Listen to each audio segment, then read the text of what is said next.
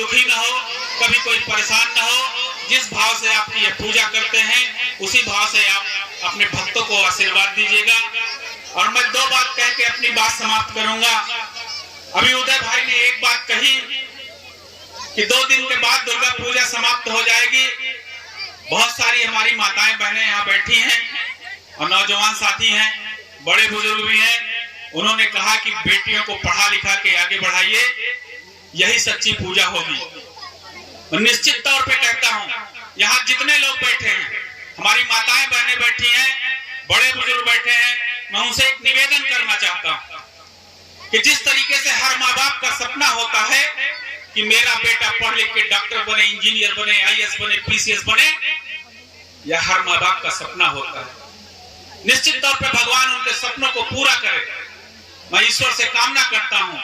लेकिन इस समाज का एक और कर्तव्य बनता है कि जिस तरीके से हम चाहते हैं कि मेरा बेटा पढ़ लिख के डॉक्टर, इंजीनियर, आईएएस, पीसीएस बने, उसी तरीके से जब हम यह सोच लेंगे कि मेरी बेटी भी पढ़ लिख के डॉक्टर, आईएएस, पीसीएस, इंजीनियर बनेगी, तब सही मायने में माँ दुर्गा की पूजा सफल होगी और सही मायने में समाज आगे बढ़ पाएगा। हम बेटों को तो पढ़ लिख के आगे बढ़ने का पूरा अवसर देते हैं, लेकिन बेटियों के साथ हमेशा अन्याय करते हैं और यही अन्याय इस समाज को आगे बेटियों के साथ अत्याचार करने के लिए मजबूर करता है। जब बेटी पढ़ लिख के आगे बढ़ेगी, मजबूत रहेगा, उसका मानसिक एकदम मजबूत रहेगी, पढ़ लिख के वो स्टैंड रहेगी, तो आज जो समाज में कुरीतियां फैली, हमारी बहन बेटियों के अंदर डर है, वह डर खत्म होगा। और नौजवान साथियों से मैं एक आग्रह करना चाहता हूँ, यह समाज निश्चित तौर पर भारत दुनिया का सबसे विधिवत देश है, 6 ऋतुओं का श्रेष्ठ और विश्व का सर्वश्रेष्ठ देश अगर कोई है तो हम जिस देश में रहते हैं वह भारत देश है। यह नौजवानों का देश है।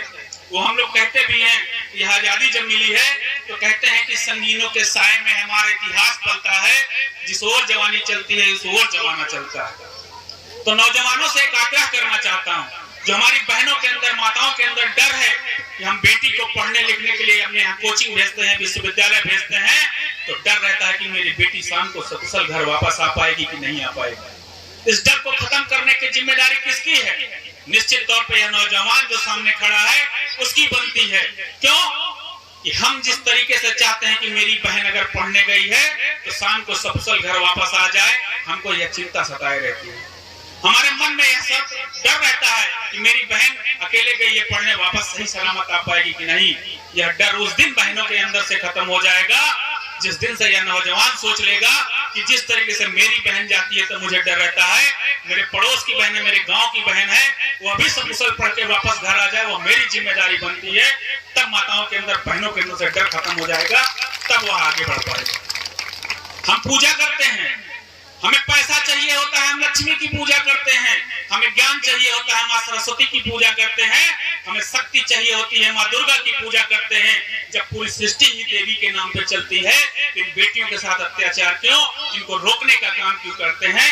तो निश्चित तौर पे उदय भाई का जो कहना था, मैं उसी को प्रबलता के साथ कहता हूँ कि आप बेटियों को पढ़ा लिखा के आगे बढ़ाइए, यह समाज और देश आगे बढ़ के उठ खड़ा होगा और समाज में डर है, जो भय है, वह निश्चित तौर पे खत्म होगा और सही माने तभी माँ दुर्गा की पूजा भी सफल होगी। नहीं तो 9 दिन तो हमने माँ दुर्गा की पूजा कर ली, बाकी 358 दिन हम क्या करते हैं?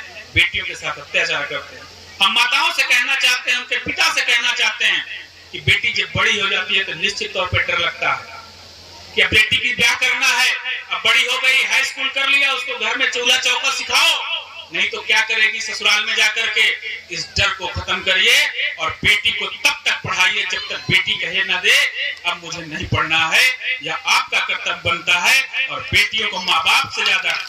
और बच्चों, एक चीज और कहूंगा, यहाँ बैठी है नौजवान साथी, बच्चे भी बैठे हैं, हमेशा यह देश संस्कारों से जाना जाता है। भारत देश अपने बड़ों का सम्मान करना, अपने माँ बाप का सम्मान करना, भगवान के रूप में हमें हमारे सामने माता रानी है, लेकिन निश्चित तौर पे वो एक ईश्वरी शक्ति है जिसको हम भगवान मानते हैं, जिसको कभी देखे नहीं है, लेकिन साक्षात अगर भगवान को इस धरती पे मौजूद है, हमारे माँ बाप मौजूद हैं जिन्होंने हमको जन्म दिया, जिनकी वजह से इस धरती पे हम आए हैं, तो माँ बाप का सम्मान करना, माँ की ममता और पिता की क्षमता का आकलन लगाना स्वयं भगवान के बस की बात नहीं है। एक बाप होता है जो अपने बच्चे को पढ़ाने के लिए, आगे बढ़ाने के लिए अपना सर्वस्व न्यौछावर करता है, और एक माँ होती है जिसके न जाने कितने कष्टों को झेल करके वो हमको पालती है, लेकिन जब हम बड़े हो जाते हैं तो उनका सम्मान नहीं करते। आज की नौजवान पीढ़ी अपने माँ बाप का सम्मान करना भूल गई है, इसीलिए यार ये समाज में विघटन पैदा होता है। तो निश्चित तौर पे हम आगे भी बढ़ेंगे, बड़ों बुजुर्गों का सम्मान करेंगे, माँ बाप की सेवा करेंगे, सम्मान करेंगे, तभी निश्चित तौर पे हम आगे बढ़ेंगे। यही इतना कह के अपनी वाणी को विराम देता हूँ और माँ दुर्गा से आशीर्वाद मांगता हूँ। यहाँ जितने भी लोग आपकी सच्चे मन से पूजा कर रहे हैं, उनकी सारी मनोकामना पूर्ण करिए और समाज को आगे बढ़ाइए। सुकुलपुर के विकास के लिए, सुकुलपुर के लोगों को हमेशा खुशहाल रखें। बहुत बहुत धन्यवाद। जय हिंद, जय भारत। भारत माता